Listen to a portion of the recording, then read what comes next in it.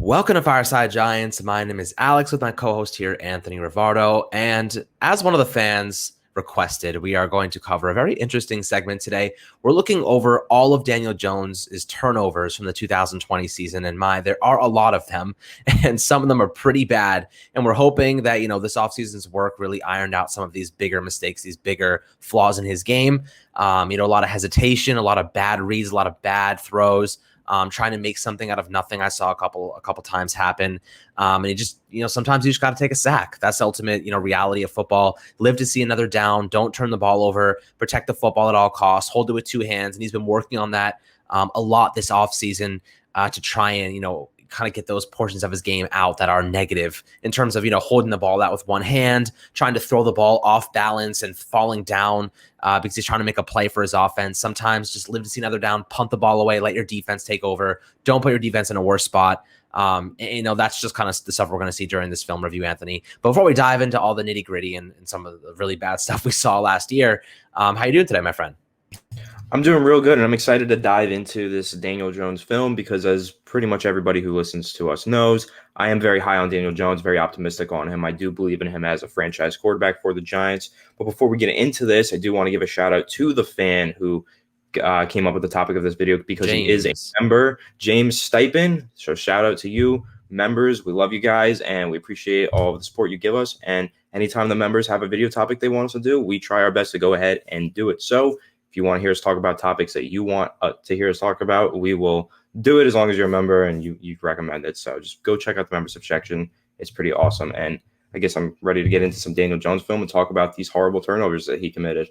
Yeah, and just a little disclaimer, by no means is our evaluation of him supposed to, indicate that he's not the future of this team, right? We're just looking at these turnovers to see if they were his fault or if they were somebody else's fault, because we're trying to figure out, what are his weak points? What does he need to work on? And what has he been working on to really get rid of those negative portions of his game? But we're still very optimistic about him. We think he's a very adequate passer. He's obviously got superior athleticism, and he can do some things that other quarterbacks simply just can't do at the NFL level. So I'm excited to see his growth and really give him some weapons to work with. But of course, like every quarterback and every player in the league, there are weaknesses to everyone's game, and Daniel Jones has quite a few of them that he needs to get rid of. And let's hope he takes that Josh Allen type leap. But let's jump right into this session, my friends. All right, so right off the bat, week one, we remember Pittsburgh Steelers, one of the best defenses in the NFL for the first half of the season. They came out guns blazing, and they let it loose against Daniel Jones. They did not hold back. And right off the bat, I think this is a little TJ Watt interception. Yeah. This is... Can we blame Daniel Jones for this? With no in-person training, not much film to work off of, not much chemistry. I think this is more just a product of a great play by TJ Watt than anything else. I'm not blaming Daniel Jones for this. TJ Watt just kind of drifts into this portion of the field. He's reading the eyes. Obviously, DJ's trying to force the ball to Evan Ingram here. And TJ just makes a good play. It is what it is. It happens. But I think this is more of just how good Watt is, and he just steps right in front of this throw. Just a nice play by him. Yeah, I'm going to go ahead and lean towards saying that this really is no one's fault on the Giants. It's just a phenomenal play by TJ Watt. Though when you do watch it, there's two things I take away. One, Evan Engram is running this route terribly. This would have been an interception either way because he starts drifting upfield there and allows the defensive back to undercut him. But two, you could also make the case that maybe Daniel Jones is staring down Evan Engram a little bit too hard. But I really don't think that there's a strong enough argument to make. I think this is just a case of you have an all-pro edge rusher in TJ Watt going out there making an all-pro play, and that's what that is. So I'm going to give nobody the fault here on the Giants and just say this is a tremendous play by one of the best defenders in the NFL. I think that's a pretty fair evaluation. I mean, he reads this like a book, man. I mean, Daniel Jones obviously still trying to get some chemistry with his players. Yeah, I also want to say you could probably make the argument that that's Cam Fleming's fault as well. Yeah, you could make that argument because he did not put his hands on TJ Watt and prevent him from doing that. It was pretty obvious what TJ Watt was trying to do. He was trying to read the quarterback's eyes and jump in front of this. Cam Fleming should have seen that and shoved him and stopped him from doing that, and he didn't. So if you want to say it's someone's fault, I'd probably put it on Cam Fleming. Yeah, I mean, let alone the awful route concept that this actually is in the first place. I mean, talk about doing absolutely nothing for your quarterback. Yeah, run a little out right in front of two defenders. I mean, it seems like Daniel Jones, this is kind of like a hot route to Evan Ingram. Like he was never looking anywhere else. So that kind of might have been a schematics thing. There's a multitude of different factors going on here, but I don't think this is DJ's fault for the most part. I think this is just more or less they were trying to get the ball out quick. The pass rush was all over them all game long. And then Daniel Jones just really threw it to the best player, one of the best players in the NFL. It happens. But let's move on to the second one, which is 100% Daniel Jones's fault. He throws an interception. Of course, if you remember, if you're listening to this on audio, you remember he tries to extend a play and throw the ball to Darius Slayton in the back left corner of the end zone. And either way, this ball was never going to be completed. This ball was never a good decision. And Bud Dupree, he waits way too long to get rid of this ball. He rolls out. He waits and waits and waits for Darius Slayton to get there. I mean, this was never going to work, right? This is never going to work. And Daniel Jones gets gets walloped by Bud Dupree, an easy interception there. I think that was his fault. DJ, I think he waited too long. I think he should have just used his athleticism, tried to run it in maybe, or do anything else really. But he did, obviously, at the lack of awareness that Bud Dupree is literally on him, is about to sack him, is non-existent. There's no awareness right here. And he just makes a bad play. I think this is a few things. Lack of awareness, a case of trying to play hero ball, thinking that he can outrun Bud Dupree and make this throw. If you're going to throw it away, you got to throw the freaking ball away. You're going to see this again later on in the film. Daniel Jones does this again, where he doesn't really throw the ball away with much emphasis, and he gets himself in trouble, and he ends up throwing an interception. This absolutely is Daniel Jones' fault, and I do consider this to be arguably the worst play of Daniel Jones' career, just because this was a drive. This should have been the best drive of Daniel Jones' career. He was making every throw correctly on this drive. He converted, I believe, 2 third downs and 1 fourth down, and they were all passes that he converted himself. Some of them under pressure, really great throws. And then to get down into the 5-yard line or wherever and just do this, put all that hard work, just amount to nothing because you make a stupid interception like this, crushing. And that's why it's one of the worst plays of Daniel Jones' career, in my opinion, just because it's such a terribly stupid turnover. Just go down, take the sack, or throw the ball out of bounds to your left. It's not that hard to do that. Or B, just, do something. I don't know. Like, he should have just gotten rid of this ball a whole lot sooner than he did, or taken the sack. It bewilders me that he actually did something like this in year 2. But then again, as Alex mentioned, this was year 1 with a COVID offseason, or week 1 with a COVID offseason. So maybe you can cut him just a little bit of slack for that. But yeah, I don't cut him much slack. I mean, there's a couple things here. One, there could have been easily called a hold on Evan Ingram here in the end zone. If you look at him, he's being held like the entire play. And also, I don't know what Daniel Jones is seeing here, right? I don't know. You see Evan Ingram in the top.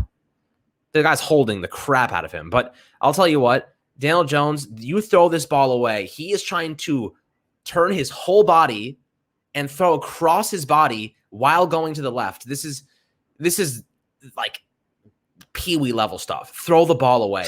Live to see another down. At worst case, you don't throw this ball. You keep running, man. You keep running. You have a blocker out in front. You have your receiver right there. Worst case, just take off around the edge and try and sneak into the end zone. Use your strength, use your legs. Don't make look how much room he has. If Saquon turns around and blocks here, maybe he gets into the end zone. You know what I mean? This is just an awful decision, man. All around awful decision. You can't make this. Yeah, and a couple more things that I'll say. I do think he is trying to throw the ball away, but he's trying to throw it through the back of the end zone, which makes this like a 20-yard pass at this point. Just throw it to the side of the end zone. Stupid. Throw it at Saquon's feet. He's 5 yards in front of you. That's all you have to do. Eli Manning was really good at that, just throwing it at the receiver's feet right in front of him, especially when he knew he had a running back in the flat. He would just throw it at his feet. But also, I do think that was another case of tunnel vision downfield, which we talk about a lot for Jones, which we're going to talk about more in this, where he's looking downfield trying to make a play, and he just can't see everything around him. Just bad tunnel vision. He's really got to work on that in year 2 or year 3. Yep, and now we're moving on to week 2 against the Bears, and he gets sacked here, loses the football. I also, of course, you're going to blame the offensive line to a degree here, but Daniel Jones is holding the ball above his head with one hand, right? Another example of just awful ball protection, right? He's like pump faking, is waving this thing around like a flag, and he gets hits out of his hand. I mean, look at this. He's pump faked twice. He's holding the ball with one hand. That is awful. Awful. Unacceptable. I do give that as Daniel Jones' fault. I assume you do as well, Alex. I agree. Because you just can't be so careless with the ball in your hand.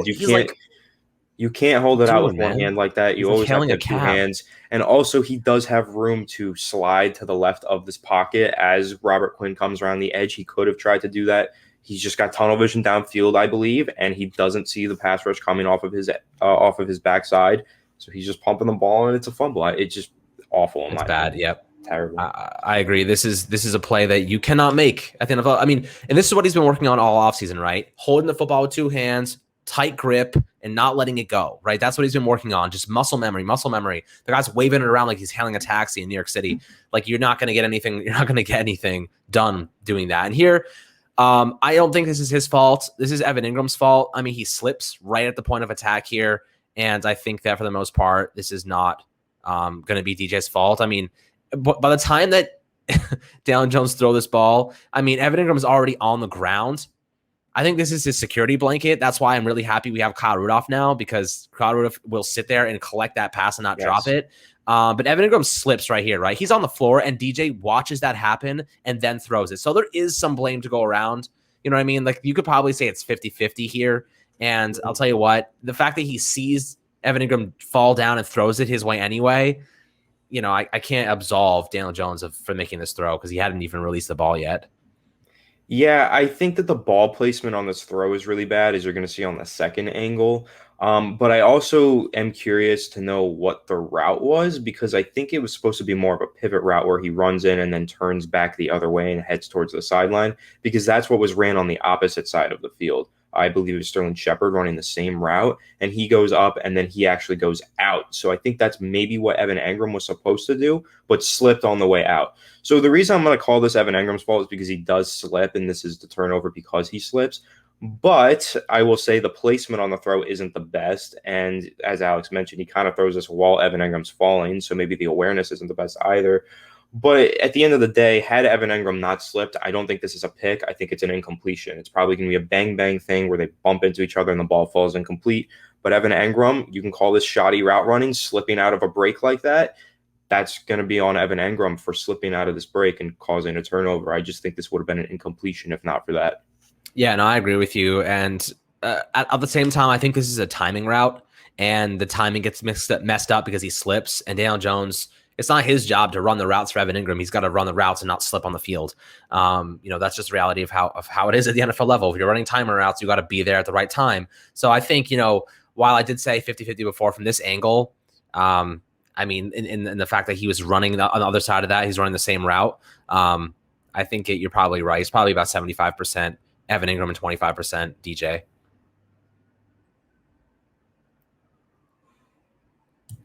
Okay, so let's move on to the next turnover. And we're up against the 49ers here.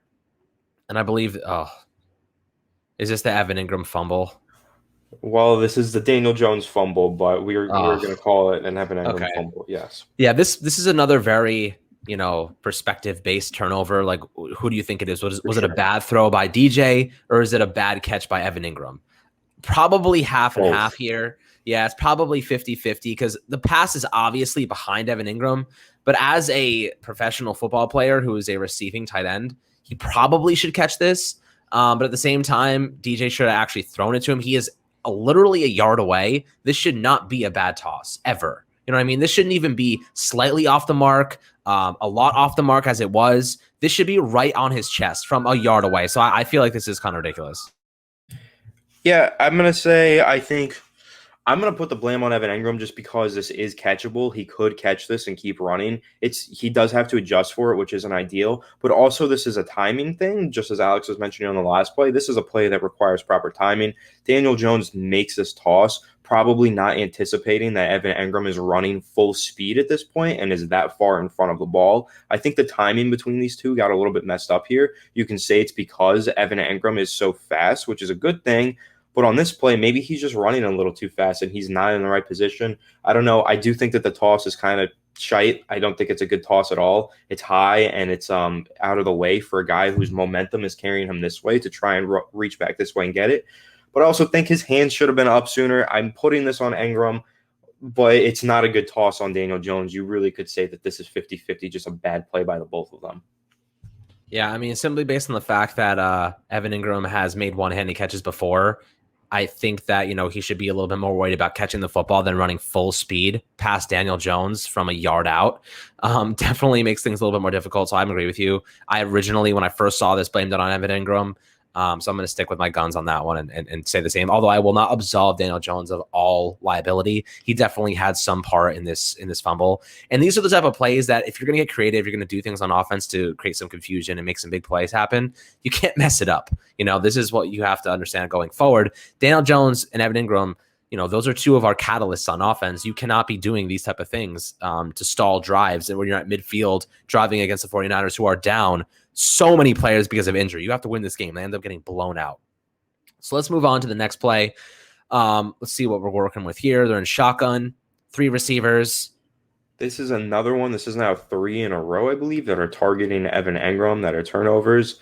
This one, though, I do place on Daniel Jones. Yeah, He telegraphs this throw to Fred Warner. Fred Warner being probably the best coverage linebacker in the NFL right now. Daniel Jones just stares down Evan Engram and tells everybody who he's throwing to and just makes a bad throw. I just think this was so painfully obvious. He's covered. Fred Warner is covering Evan Engram. Like, he's blanketed, and he just throws it anyway. It's dumb. I think the pressure gets to him. This was at the end of the first half, I believe, right before halftime, and he throws this pass. And I just can't really understand what he saw here that would make him think that this was a good throw to make to Evan Engram with Fred Warner all over him. Yeah, and this is what they call a turnover-worthy play, right? You're throwing right into lockdown coverage with the defender having all the leverage in this situation. So, when you're looking at this is completely Daniel Jones's fault. The mental processing, not there. Maybe he's trying to get the ball away very quickly because he knows the pass rush is already on him, which is kind of sad because they were down so many players to begin with. But I'll tell you what, you just can't make those plays. Sometimes, like I said before earlier in the video, you just have to live to see another down. You can't give the ball away. I'd rather a sack than a turnover every single time. Every time. Give me 60 sacks instead of 30 turnovers or 20 turnovers, right? And that's just the reality of the situation. So let's move on to the next one against Dallas. So this is the first game against Dallas in the first half of the season. Let's take a look at what happens here. So they're little play action. I mean, I blame this on Andrew Thomas. Is that him on the left tackle right now? Yeah, that was Andrew Thomas at left tackle. Daniel Jones never really sees us coming. You could say that's partially Daniel Jones' fault, but I do think that the pass rush got there just so fast that you do have to put this on Andrew Thomas. Let's take a look. I mean, he doesn't even touch him. Andrew Thomas barely even touches him. I mean, look, I'll tell you what, Daniel Jones at this angle should have some sort of peripheral vision to see that there's something coming around the edge. You can make that argument, but I mean, he feels it too late. So I think what he's feeling is actually number 30 shooting through the B gap there. If you see number 30 cornerback blitz here, he sees that coming and then he starts to shift out of the way. And I believe that's what he felt. He didn't realize that there was trouble from his blind side as well. He's pressured twice here. He's got 30 running through. Wayne Gallman failed to pick that up. Andrew Thomas failed to pick this up. He can only see one of them. He doesn't have eyes in the back of his head. So I am going to put this one on Andrew Thomas. But at the end of the day, anytime a quarterback fumbles, you can always say they should have held on to the football better. They should have had a tighter grip on it. They should have tucked it. It's just kind of hard because he really didn't even see this one coming, and I can't really blame him for that. So I'm going to put this one on Andrew Thomas as well. Yeah, I 100% agree with that. I mean, he's holding onto the ball fine. He's got both hands on the football. He's got it tucked into his chest plate. I mean, he's not doing anything wrong here. He just gets caught off guard because he didn't anticipate DeMarcus Lawrence literally having a free blow. And I think he goes around the edge so far that he ends up behind Daniel Jones to a degree where he just can't see him, right? That's like the blind spot for him. So I'm blaming Andrew Thomas on this one. I mean, he had a couple of rough games to start the season. This is one of those plays where, he wishes he could have back. But end of the day, this one, not on Daniel Jones. This is just poor offensive line play. Okay, let's move on to the next play here. Okay, so now we got the Rams. It's 17-9 at the time. Giants are down 8 points, and they're in the red zone. So you never want to see a red zone turnover. This one is horrible. This one is this is the one he throws. Okay. Yeah. I mean, he threw this ball so late and so far behind the receiver. Too. There's just no excuse for this. Yeah. So he has a good pocket here. Very, very clean pocket. Everybody's covered, though, right? So that's the kind of the problem here. Everybody's covered. What I would like to see Daniel Jones do in the future, mind you, is if everybody is covered like this, he sees the out route, but he's throwing on the run off balance with no base. DJ, run the football. Look how much you have 10 yards of space, run the football, slide, pick up the first down, live to see another day. These are the decisions that Daniel Jones needs to comprehend mid-game, mid-play, that when you're running like this, you don't have to make this throw. You have a free 10 yards. They're giving you 10 yards right in front of you. Take what they're giving you. Don't force something, right? Like those are another turnover-worthy play. These are the type of things that Daniel Jones needs to develop. Take what the defense is giving you. Don't force something because you believe that you don't have to run. You don't have to do this, or I don't know. I don't really know what it is, but this is a play where this is an easy first down for him if he just runs and slides, but instead he throws an interception. This is entirely his fault. To me, this is, again, him trying to play hero ball. He wants to get the ball down inside the 5-yard line, potentially for a touchdown, so he forces a pass that he had no business making. I agree with you. Today.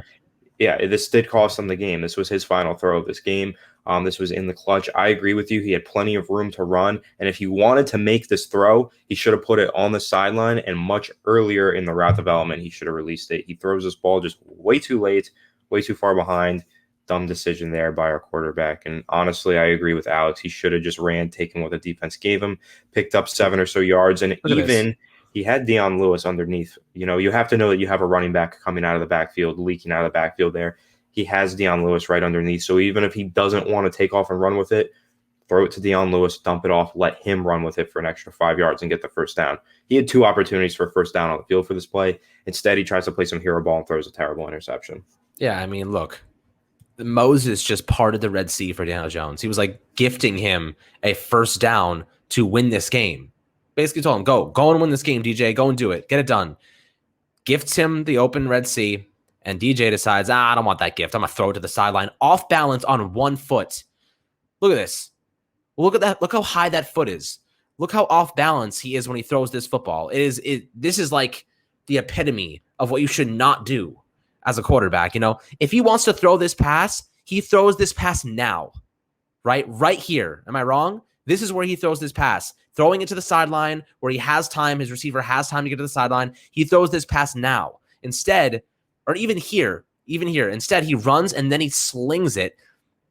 It's just, and he throws it low too. If he threw it high, at least give your receiver a chance to make a play on it. He throws it low where the corner can dive in front of him and make a play.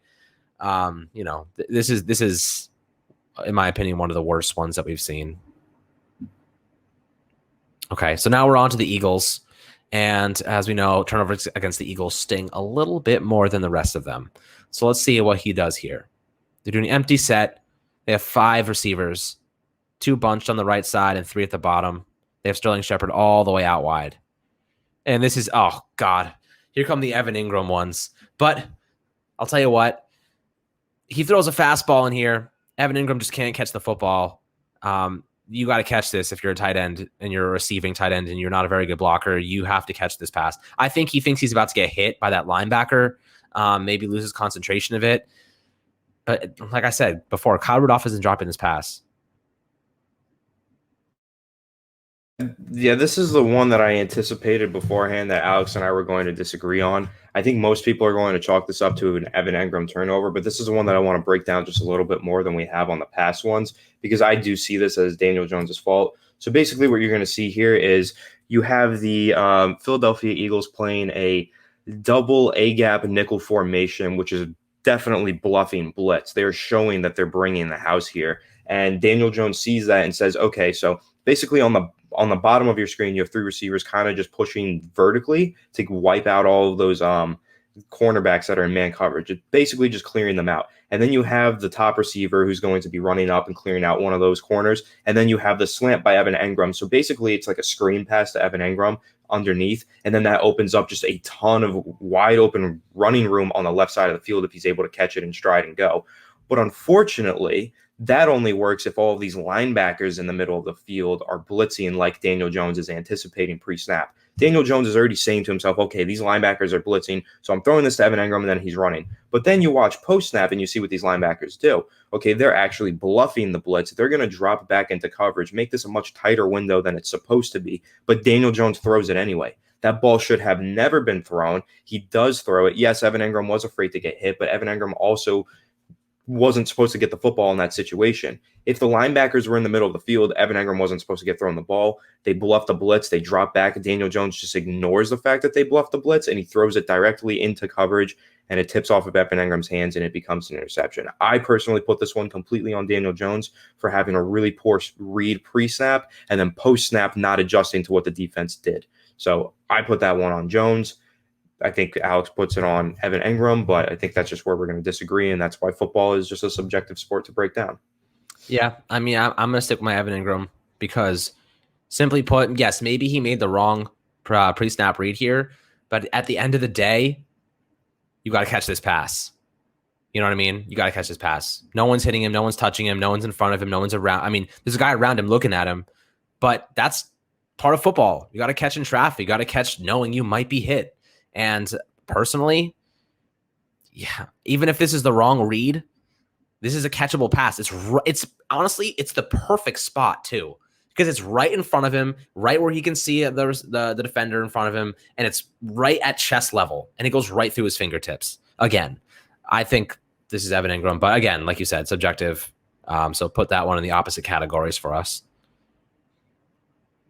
Okay, let's move on to the next one. And I believe you have another Eagles one too, right? Yeah, this next one is going to be the fumble at the end of the game, 29 seconds. Okay. 22-21. Let's see what we got here. Yeah. Shotgun, 3 receivers on the field. Or 4, actually, if you want to see Evan Engram in the slot. And, okay.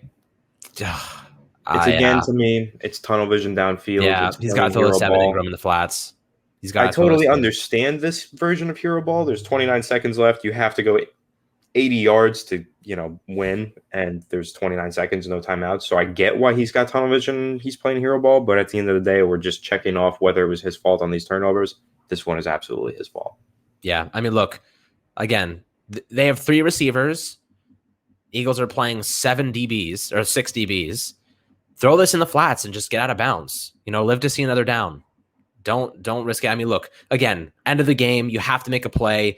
It's understandable that he took a little bit longer than than anticipated to throw this pass because he's trying to wait for his receivers to get open downfield. But this is lockdown coverage. They have 2 deep safeties. They got 3 guys right in the middle of the field, just creating a barrier 5 yards past the line of scrimmage, or rather past the first down marker. And he just waits a little bit too long, gets sacked, fumbles. This is one of those end of the game turnovers that it happens. I prefer us to be winning by a large margin and not have to worry about this kind of situation. But let's take a look from this angle and see really how long it took for him to get rid of this ball. So, okay. So, good pocket. I prefer if he stepped up a little bit faster here. He really waits. He lets them get to him so fast. If you watch some of the better guys in the NFL, Aaron Rodgers, Brady, Russell Wilson, the second that they see this opening here, they're jumping and sliding up into it, and they're rolling out to the left side, right?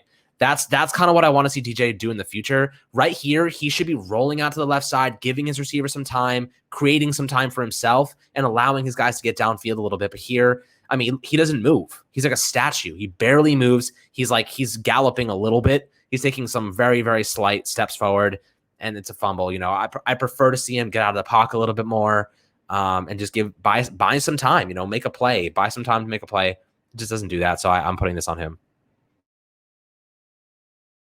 Yeah, I mean, I completely agree with the analysis. I've got that one on DJ, and I think it's kind of hard to make the argument that it's not. He did have a pretty clean pocket and quite a while to stand in there. He just kind of gets tunnel vision. It happens a lot for him. Yep, hopefully these new weapons can kind of iron that out. But let's see. We got Washington here. Again, in the red zone. This is another one that's just unacceptable, and this is going to be eerily similar to Week 1 versus Pittsburgh, the one that he threw with Bud Dupree down his neck. Again, trying to throw it away out of the back of the end zone.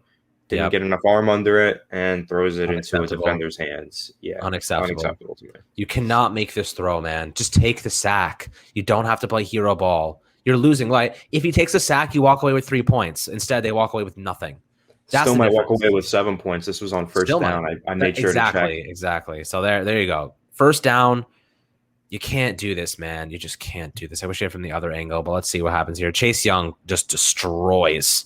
I think it's Caden Smith that comes across. Yeah, Caden Smith comes across to block him. There's never a chance, man. Why is our offensive scheme having Caden Smith on Chase Young in the first place? You know, what is that about? This is ridiculous. And then, I mean, Daniel Jones turns around to Chase Young in his face. Take the sack here. Take the sack. You don't have to make these plays. This is another turnover worthy play. Just take the sack. Live to see another down. He's got to stop playing hero ball. He's way too in his head trying to make plays when he doesn't need to. This is. I think at this point in the season, the offense was really struggling after Saquon Barkley went down. He was trying to make some stuff happen. And I get that. He's a very competitive guy. He did it at Duke, but in the NFL level, those guys will take advantage of that. They'll take advantage of your weaknesses, especially when you're trying to make things happen and you're waiting too long. Like you just can't do this. So this one's on DJ as well. Disappointing. And the next two against Tampa are not fun either. Yeah, if I remember these ones correctly, I think we're going to be putting a couple more tallies next to Daniel Jones's name here. Yeah, a lot of bad mental processing from Daniel Jones. Let's see what we got.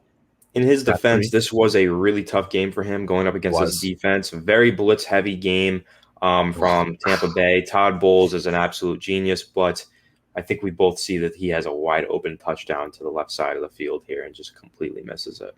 Yeah, aside from that, you never make this throw to the flats under pressure on your back foot, okay? This is like, I don't understand what happened to him this game, but he reverted 10 years of knowledge and wisdom playing quarterback, right? He's standing in the pocket here, as Anthony says. He has a wide open guy on the left side, and we saw this. I remember we seeing this during the game, seeing that guy wide open, and the cornerback realizes, and Daniel Jones looks at him, and then he looks away. You got to see that. You can't miss that if you're an NFL quarterback and you want to be a franchise quarterback. Instead, he steps up into the pocket and he launches off his back foot a pass under pressure to the flats. I think it's Sterling Shepard. He launches a pass that is way underthrown. Not even close. I don't even understand. I don't think there's many quarterbacks in the league that can make this throw. And he throws this way too short, and he misses a wide open touchdown. And by the way, that wide open touchdown he missed was the difference between winning and losing. That play right there is the point differential that we missed out on to beating the Tampa Bay Buccaneers and making the playoffs. So keep that in mind. Turnover worthy play. It missed it. That one play is the result. The result of that is missing the postseason. All right. I think I'm back a little bit here. All right. See if we can find the Tampa Bay again. And here we go. Okay, so Tampa Bay. Anthony, what are you thinking about this? You got any other words for this disaster? It's just something you can't do. You just can't make this throw. You have to be smarter as a quarterback. You can't throw the ball into the flat like that, as you mentioned, Alex. And then, of course, you got to go through your reads and through your progressions. If he would have gotten to the left side of the field, he would have seen a busted coverage and he would have seen Darius Slayton wide open downfield. I understand they're blitzing, and oftentimes when you blitz, you risk potentially busting a coverage, and that's what happens to the Buccaneers here. There was a blitz. They blew their coverage assignments. But honestly, this pocket isn't that bad. I feel like maybe he does have a chance to get through some reads here, at least buy some time for himself. Instead, he throws off his back foot into the flat, makes a terrible decision there, and that's an interception. As you mentioned, that's the difference between winning and losing against the Super Bowl champions. Yeah, and also he actually messes this up pre-snap too. If you see as Wayne Gallman to his right, I think he reads this wrong. He shifts Wayne Gallman to his left. And see Wayne Gallman, he points, right? And he shifts him to his left. And both of the guys that they're looking at drop back into coverage. And you'll see the slot cornerback right to the left of the NFL sign logo blitzes. He's the actual one that's blitzing. This is a really nice disguise blitz here. But he shifts Wayne Gallman over to the opposite side. And that's ultimately why they don't have a blocker there. See? And he ends up just bursting through and allowing that outside linebacker to get there. So this whole play was kind of a bust. I mean, they had a wide open guy on the left side. You just can't miss those throws at the end of the day. You got to have better vision. He's not going through his reads properly is the problem. All right, so let's move on. There's one more against Tampa Bay. And, oh, goodness. I remember this one being really head-scratching and really painful to watch. So let's see if my memory serves me well. But I believe this is the same play, though, right? Yeah, this is the same play, just a second angle. And I do think you're right. Pre-snap, he misreads this, but that's the beauty of the Tampa Bay defense. I just think, Todd Bowles was a mastermind this season. He does a good job initially getting past that defender, but then he just throws Even it Shep to a is like, "What are you defender. He throws it doing?" right to it. Yeah, no, I think that's how Look at everyone Shep. collectively in the stadium was feeling. Watch Shep after this play. He's like, "Bro, what are you doing?" He's like, Yeah, "Why are you throwing it here? Why did you do that?" Yeah, not very good. So let's take a look head at the next one. scratching, head scratching for sure. All right, we're in shotgun again. See what we got. Nice pocket, and he waits too long. Like, Well, okay. again, he's getting hit, and he instead of taking the sack or throwing it away, he's trying to play hero ball and throw it into the flat to a blanketed defender. And Golden Tate is also sitting there with a reaction like, "What the hell is Daniel Jones doing?" He did So this later on, and Jerry Slayton caught it and got a first down out of it. But yeah, Darius that's so Slayton was the lucky. hero while Daniel Jones was trying to play hero ball. Darius Slayton actually came out and saved him as the hero, and I remember that play as well. But this is just go down, just take the sack. You can't make this throw, man. Why are you making this throw? Look at this. I mean, there's a guy on his back. Yeah, and Why? I think we'd be remiss if I don't point out the fact that he has someone The wide wide, open coming yeah, the across the second middle of the level. field. Yeah, Yeah, so yeah, you'll see it come across. I don't at actually high know. rate.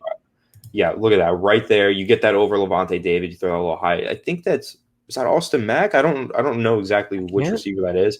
I believe that's Oh, Austin Mack, but he is breaking across the middle of the field. And if Daniel Jones is sitting a little bit more comfortably in this pocket, I think he shifts the wrong way. He tries to go right. Shane Lemieux obviously being walked back into his lap. That's a whole nother discussion for a whole nother video. But I do think that Daniel Jones actually probably should have went through the left side of the line here and then, or just stood firm in the pocket and thrown this ball to Austin Mack. It just doing too much and not reading the field enough is what's happening here. yep. And even right here, if you're gonna throw it over their heads. You know what I mean? Don't throw it right to the defender. So yeah, it is what it is. Either way, that ball should have never been thrown, even if it was to the second level. Never been thrown. Just a disaster. So let's move on to the Washington game. Little bunch formation on the left side. They're playing trips, and Evan Ingram's coming across in motion. And DJ, this actually isn't a turnover, just a little fumble there. Just gets it punched out. Got to hold on to the ball a little bit better. But overall, nothing to be concerned about. He gets a couple yards there. And the second one against Washington, I think he had 2 or 3 fumbles in this game. This is entirely Daniel Jones' fault again, right? He's holding the ball out there like he's waving a wand. He's not a wizard. You know, he's you'll see in a second. If you're watching this on YouTube, he does this weird thing sometimes where he like pump fakes it a couple times for no reason, or he takes his hands off the ball. Like, see, he's looking to throw this pass, and instead he kind of like jumps back and he's holding this ball out wide open. I don't understand why he's holding it out so far, but he's holding this ball Sometimes, out. yeah, He it's gets just him not spiked. trusting himself. He's like, okay, I see something I Yeah, want to throw, and then he hesitates and he decides not to, and he gets himself in trouble with that sometimes. Sometimes you just gotta gun it. You gotta let it rip. Or sometimes you just have to be smarter and not pump fake in order to make your decision. You just gotta make your decision and go. agreed.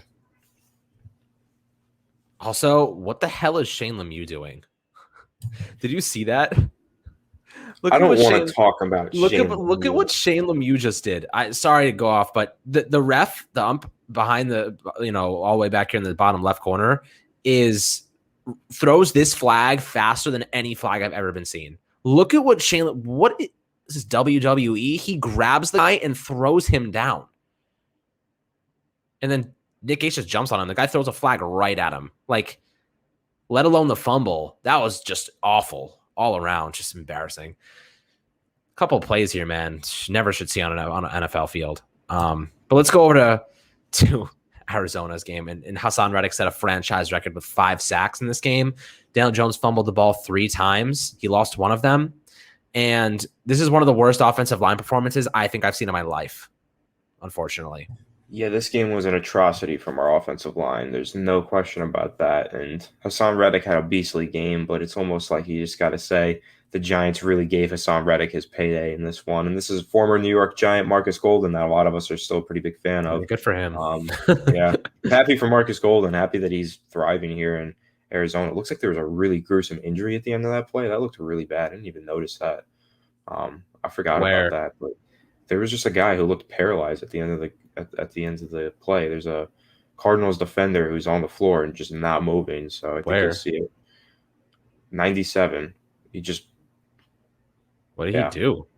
He I didn't think even he do hit his anything. head. I think he tried to dive into the back of Levi Toilolo and hit his head, and then he He just like kind hit of the is just, top. It didn't look like it was that fast. I mean, what I he just like, know, ran into but Levi? he is a big guy, so I don't know. He I just looks guess paralyzed at the end of this. He's just maybe his stuck arm there. came swinging back and hit him in the head. Maybe I don't know. Yeah, I don't know. Yeah, maybe he was running. His elbow went back and just hit him in the head. Yeah, he looks really. Oh my god, Yeah, he's that was out. scary. Yeah, That whoa. was Never scary noticed just to that. notice there. Yeah. But anyway, let's break down the turnover. All right, This Marcus is Golden looking coming pretty off the bad. edge. They're running 12 personnel. They got two tight ends, and Marcus Golden is like, no thanks. I mean, they don't even have a blocker there.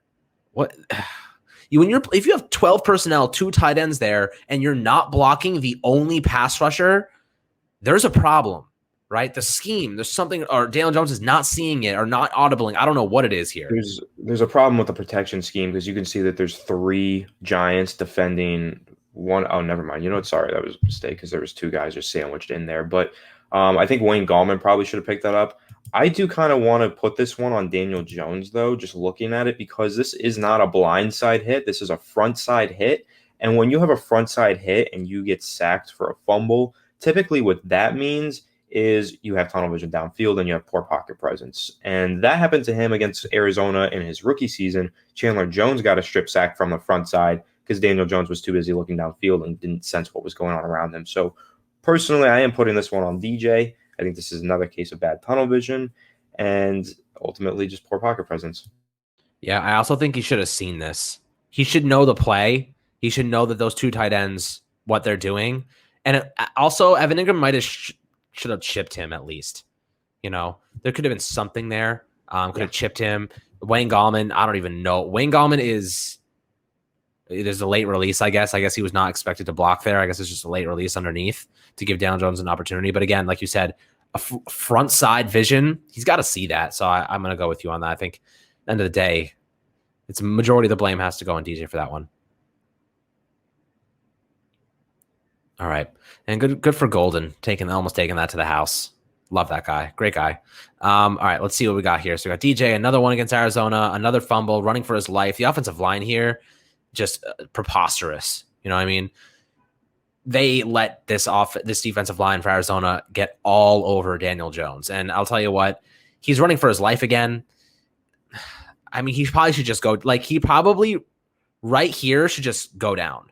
You know what I mean? Just, again, live to see another day. Instead, he tries to get out of it, and he fumbles. But, like, what is it with him and not being able to hold on to the football? You know what I mean? Right. Like, it's not like he's, like, ripping this out. He just grabs him. He's just going to sack him to bring him down. He's not, like, trying to get the ball out or anything. He just drops it. Yeah, that's my thing with this play. The offensive line play is terrible. This ends up not being a turnover. He does a good job recovering it, but the offensive line play was terrible. So he does just have to hold on to the ball better in that play. Like he fumbles, but that shouldn't have been a fumble. It should have just been a common sack. Yeah, I agree with you there. And here's the last one. Hassan Reddick, again, 5 sacks at a franchise record. Let's see this from the other angle. And I think Andrew Thomas gets absolutely destroyed here, if I remember correctly. Or maybe it's Cam Fleming. Maybe both. All right. So yeah, they run a stunt and Kevin Zeiler just gets caught way out of position there. Yeah, Zeiler failed to pick that one up, and I think that you can maybe put a little bit of blame on Wayne Gallman as well for not picking this up. So yeah, Gallman I think doesn't see anything, bro. Yeah, Gallman is like I don't know what he's doing, but he's going out for a route, but he should have chipped beforehand. Yeah. This was supposed to be a check and release, and he doesn't after check. DJ gets his back bent over. Look at this. Pause. Yeah, pause. That wasn't supposed to be like that. I mean, he literally gets his back bent over. I mean, he gets freaking destroyed. Look at him. Look at this right here. I mean, you're right. That actually looks wildly painful. I know. He did take a severe beating in this game. He did get injured in this game. This could be the play where his hamstring started to tighten before he really, definitely. I mean, the guy was running for his life, getting hit in the red zone, getting hit in his own end zone for the most part. So, I mean, that Arizona game was ugly, very ugly. Did not like to see that. And this is really the only other game in the second half of the year. DJ had 11 turnovers in the first half and like 3 in the second half of the season. He did miss those 2 games in the second half, but he got better in terms of awareness, pocket presence, and getting rid of the ball, making better decisions. And I think it was because he kind of like settled into the fact that he didn't need to play hero ball. He was making better decisions. These 2 turnovers in this game, though, are not his fault, in my opinion. This one could be a little bit of blame on him, but it's a handoff to Wayne Gallman. The exchange didn't look bad. Gallman just drops it. You know what I mean? If you see it from we'll look at the other angle because it's a little bit better. But it looks like a fine transition. Looks like a fine handoff, and Gallman just doesn't corral it properly. Yeah, I mean, maybe it could be a little bit more in his chest plate, but I think if you're running back, you got to get that. I think this one you should probably put on Gallman just because maybe it's not the cleanest handoff, but I also think, there's something here with the line that they both chose to take. They're kind of just not on the right line. Like it looks like Gallman, if you see there at the beginning of the play, right, he kind of starts to the outside. You'll notice this. As soon as the ball is snapped, Gallman doesn't go straight down the line. He kind of bounces out and then goes down the line. And that half a foot just kind of makes this a difficult handoff for Daniel Jones where he's stretching out a little too far. It's a fumble. I do put this one on Gallman personally. I do too, because if you look at the play, the gap is to the A gap to the right side. This should have never been he should have never gone that far out wide. You know what I mean? Like, look at the gap. Daniel Jones is doing the right thing. He went inside so that he could attack that A gap, because that's where I think that's Austin Mack coming up to block at the second level. Gallman just takes a really weird angle to this and goes way too far outside. Like, he goes way too far outside when he should be cutting right back inside. This is on Gallman in my opinion. You can't lose that, man. Not in week 17 when you need to make the playoffs. In the second one, another Evan Ingram drop right through his hands. All right, let's see. Yep, he's just sitting down, little dig route, middle of the field. I actually like that throw. I think that's a really good throw into a tight window. The defender is on Ingram's back, but it is not anywhere where the defender can make a play on it. It's in front of Ingram. This should be in stride. This should be a manageable reception for Ingram and a first down. Instead, it just squirts right through his hand, and that's it. That's an interception. Like, that ball is thrown in the right spot. It's perfect. You can't throw this in a better spot. Simply can't throw this in a better spot. Right there. Right at his chest place, right at his head, in momentum, everything. You can't drop that pass. That's, again, they won this game, but that's the difference between winning and losing. It's just because Andy Dalton was playing. But, guys, that's it for Daniel Jones' turnovers, my friends. As you can see, it was ugly, right? It was ugly. Daniel Jones had his fair share of struggles. Definitely a lot of blame to go around, but a lot of those turnovers were his fault. A lot of mental processing issues, a lot of bad reads, a lot of bad decisions, a lot of hero ball. And I think for the most part, he needs to get rid of those factors. If he gets rid of those factors, Daniel Jones will be a great player. And I fully expect that. And that's the guy honking outside at me, saying that Daniel Jones is the future. And I agree with him. And I think that for the most part, we should be optimistic, because I think he can get rid of these issues. These are all mental, in my opinion. None of these things have anything to do with his physical attributes. They are all mental and processing. So if he gets rid of those things, understands the scheme more, has more trust in his playmakers, a better protection scheme, he's going to do a lot better. That's how I feel. Yeah, I mean, I'll honk with the guy. I do believe that Daniel Jones will be the franchise quarterback for the Giants, but I did run the numbers on these. I took the little notes here, okay? And so according to me, I'll have the graphic on the screen as well. I have 10 of those being Daniel Jones' fault of his 16 turnovers here. 10 of them being his fault, 5 of them being other players' fault, 1 of them being no one's fault. Alex has 9 of them being Jones' fault, 6 of them being someone else's fault, and only 1 of them being no one else's fault. So we really only disagreed on one play. It was that play to Evan Ingram against the Eagles in Week 7. But if you do look at that 5 to 6 plays that were someone else's fault, that accounted for over 30% of his turnovers either way. So 30% of his turnovers weren't his fault. That's a pretty significant chunk of turnovers. If you're talking about 10%, you're like, okay, that's about normal. There's probably every quarterback in the league has like 10% of the turnovers that aren't his fault. But when you're talking about 31 to 37%, which is what Alex and I have here, that's our discrepancy, that's a lot. That's a large percentage of turnovers that you aren't blaming the quarterback for, but he's still getting, knocked in the stat sheet for. not really fair to Daniel Jones, but that's just the name of the game. But at the end of the day, when you do watch the film and you do look at Daniel Jones as a quarterback, you can say he turned the ball over a lot, but it wasn't necessarily his fault at all times. And there's more of a reason to believe that with a better team around him this upcoming season, when you look at this turnover number and you look at how many weren't his fault, you look at the better team around him and you say, I think that this is going to be really beneficial for him, and this turnover number should decrease significantly, and he should be able to do what we say he can do and establish himself as that franchise quarterback this year. That's the truth, my friends. But thank you so much for tuning into Fireside Giants, taking a look at Daniel Jones's turnovers and what exactly they looked like, who was at fault for them, and what we should expect moving forward, because that's really the reality of the situation. I think he's been working diligently this offseason to iron out a lot of these issues. But my friends, thank you so much for tuning in. Make sure to subscribe below on YouTube, notifications on Apple, Spotify, and YouTube as well. And have a fantastic July 4th weekend. We'll catch you guys on the weekend as well. Do another video. I know we got some Tony's takes coming up as well for you guys. So you'll be taken care of, my friends. Thank you so much. We'll catch you guys on the